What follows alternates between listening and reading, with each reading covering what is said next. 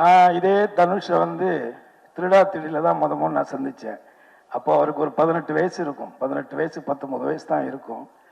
இன்னைக்கு நான் அவரை எப்படி நம்ம எல்லாம் பார்க்குறோம் அப்படிங்கிறது இருக்கு.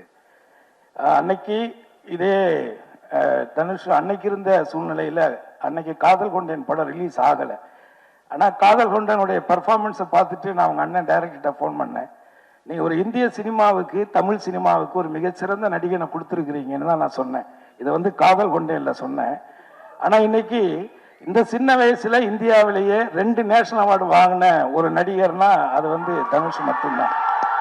ஆனால் அன்னைக்கு வந்து அவருக்கு வந்து நிறைய மன வருத்தங்கள் இருந்துச்சு. ஏன்னா அன்னைக்கு இருந்த மீடியாக்கள், அன்னைக்கு இருந்த பத்திரிகைகள்லாம் வந்து இவரெல்லாம் எதுக்கு நடிக்க வந்தாருன்னா நிறைய கேலிகள் பேச்சுகள்லாம் பேசினாங்க. ஆனால் அன்னைக்கு நான் சொன்னேன், இதே மாதிரி சில நடிகர்கள் குறிப்பா விஜய் போன்ற நடிகர்கள் கூட சொல்லியிருக்காங்க இந்த பத்திரிகைகள். ஆனால் அவங்களோட அட்டைப்படம் நம்ம பத்திரிகையில வராதாங்கிற காத்துக்கிட்டு இருக்கிற காலங்கள் இன்னைக்கு நடந்துகிட்டு இருக்கு. இதே சூழல் நிச்சயமா உங்களுக்கும் வரும் அப்படின்னு நான் இன்னைக்கு நம்பினேன். அவர் மேல இருந்த அந்த திறமையின் மேல இருந்த நம்பிக்கையில.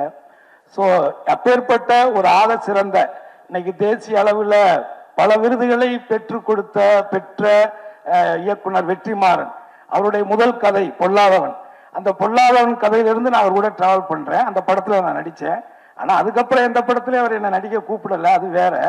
பட் இருந்தாலும் அந்த படத்திலிருந்து நான் டிராவல் பண்ணியிருக்கேன். அந்த படம் அதுல குறிப்பா வந்து அந்த படத்துல தனுஷார் வந்து அந்த உடம்பை வந்து ஒரு 6 பேக் மாத்தி அதுக்கு எவ்வளவு எஃபர்ட்ஸ் போட்டு அந்த ஃபைட் சீன் பண்ணாருங்கிறது இருக்கு. i5 ஹவுசிங் அண்ட் ப்ராப்பர்ட்டிஸ் தேடுது விடுங்க, தேர்வு செய்யலாம் வாங்க. கால் 9962557557.